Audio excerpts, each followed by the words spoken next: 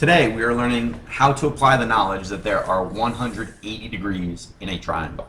So let's start there.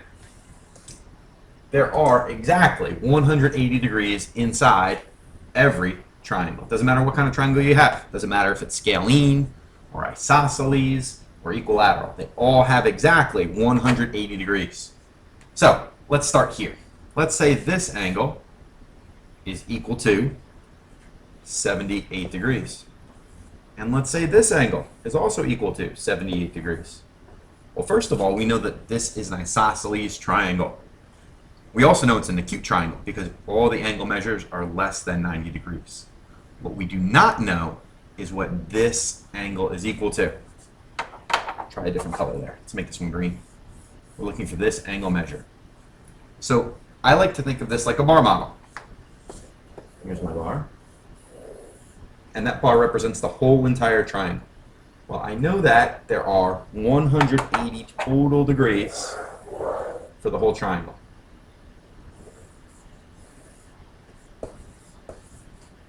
I also know that I've used up 78 over here,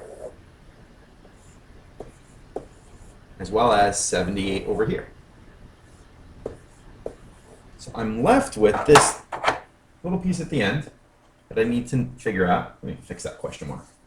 I need to figure out how much or how many degrees fit inside this angle. Well, I need to go back to what I just learned. There are 180 degrees in the total triangle up here, and I need to subtract that from the total of these two numbers here. So I guess first I should figure out what 78 plus 78 is.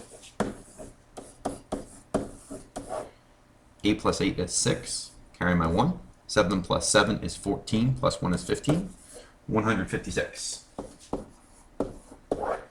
So now I can subtract 180 from 156. I have to borrow. 10 minus 6 is 4. 7 minus 5 is 2. 1 minus 1 is 0. My answer is 24 degrees. 24 degrees. That one was pretty easy because I had two that were the same, so it seemed easier to me. Let's try another one, and I'll try my best to make it harder.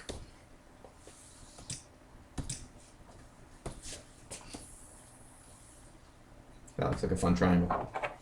So this triangle will be called triangle DOG. And this triangle we know is a scalene triangle because it has three different sides. And it's also an obtuse triangle because this angle is enormous. And the question is, how big is that angle? Well, angle G, we're going to say, is equal to 25 degrees. And angle D is equal to 32 degrees. I need to figure out what angle O is equal to. So again, I'm going to set up my bar model. And let me move that down just a little bit. There we go. How many degrees are in every single triangle? That's right, 180.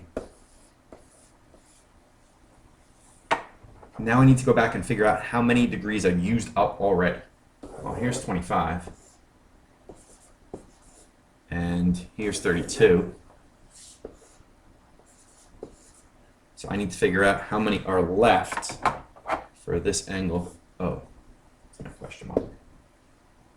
So I need to first figure out what is 25 plus 32. So let me add those two numbers. 2 plus 5 is 7. 3 plus 2 is 5. So that equals 57 degrees. So I know that this part of my bar model is equal to 57 degrees. And I have to figure out how much is left over for this part of my bar model. So that means subtraction. 180 minus 57. I have to borrow again. 7 minus 5 is 2. And my answer is 23. But 1 minus 0 is 1. Ooh, almost forgot that 1. That would have been scary. 123 degrees. So angle O is equal to 123 degrees.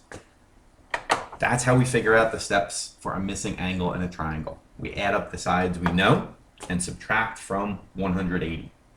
Good luck.